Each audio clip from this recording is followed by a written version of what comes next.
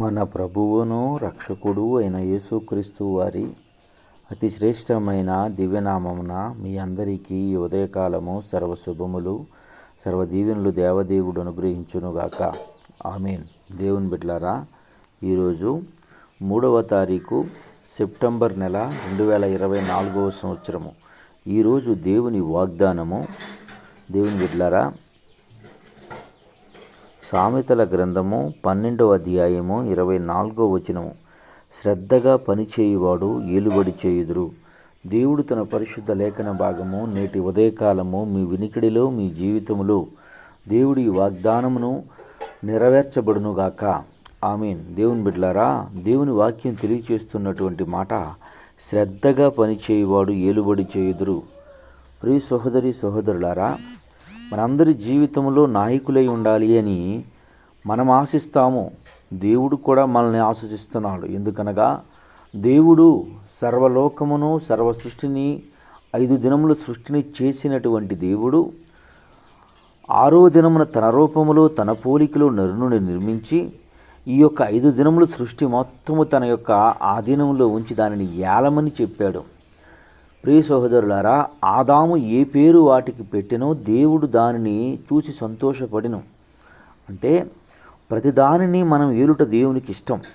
ప్రతిదాన్ని మనం ఏలాలి అంటే దేవుడు నీకు అప్పగించబడినటువంటి పని, నువ్వు ఏ పనిలోనైతే ఉన్నావో, ఏ ఉద్యోగాన్నైతే చేస్తున్నావో, ఏ వ్యాపారాన్నైతే కలిగి ఉన్నావో, ఏ యొక్క వ్యవసాయంలోనైతే నువ్వు జీవిస్తున్నావో, నీకివ్వబడినటువంటి బాధ్యత ఏదైతే ఉందో దానిని శ్రద్ధగా చెయ్యి. దేవుని వాక్యం తెలియజేస్తుంది కదా, కొంచెములో విశ్వాసంగా ఉండువాడు అధికములోని విశ్వాసంగా ఉండును అని. అలాగే మన జీవితంలో, మన బ్రతుకుల్లో కూడా దేవుడిచ్చింది కొద్దిదైనా దాని యందు శ్రద్ధగా, దాన్ని క్రమశిక్షణలో దేవునికి చేస్తున్నాము, దేవుడు చూస్తున్నాడు అని భయభక్తులు కలిగి, భయభక్తులు నిలిపి చేసిన యెడల దేవుని వాక్యం తెలియజేస్తుంది. యోబు గ్రంథంలో అంటాడు, నీవు స్థితి మొట్టమొదటిగా నీకు కొద్దిగా ఉన్న తిదకు నువ్వు మహావృద్ధి నుదువు అన్నట్లు. దేవుని ప్రియ సహోదరి సహోదరులారా, దేవుడిచ్చే పని, దేవుడు మనకు అప్పచెప్పినటువంటి పని ఎంత చిన్నదైనా, ఎంత కొద్దిగా ఉన్నా దాన్ని శ్రద్ధగా చేయాలి. శ్రద్ధగా మనం బ్రతికిన ఎడల, శ్రద్ధగా చేసిన ఎడల మన జీవితంలో ఏలుబడి చేసేవారులా ఉంటాము తప్ప, నాయకుల్లా ఉంటాము తప్ప దాసులుగా ఉండము. ప్రియ సహోదరులారా, ఆదాముకు దేవుడు అప్పచెప్పిన ప్రతి పనిని చాలా శ్రద్ధగా చేశాడు. కానీ భార్య విషయంలో శ్రద్ధను తప్పాడు.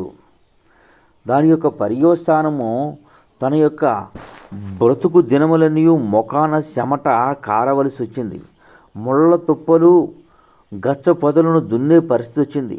నా జీవితంలో కూడా దేవుడు అప్పగించినటువంటి పని యందు మనము శ్రద్ధ లేనటువంటి వ్యక్తులుగా బ్రతికితే ఆ యొక్క పనిలో, ఆ యొక్క చేస్తున్నటువంటి పనిలో వృద్ధిని చూడము, ఆశీర్వాదాన్ని చూడము, దీవెనను చూడము. ఎప్పుడూ దానితోనే ఉంటాం. ప్రియ సహోదరులారా, ఇవ్వబడిన పరిచర్య విషయంలోనైనా అంతే, నువ్వు చదువుతున్న చదువులోనైనా అంతే, నువ్వు ఉన్నటువంటి నీ కుటుంబ పరిస్థితి అయినా అంతే.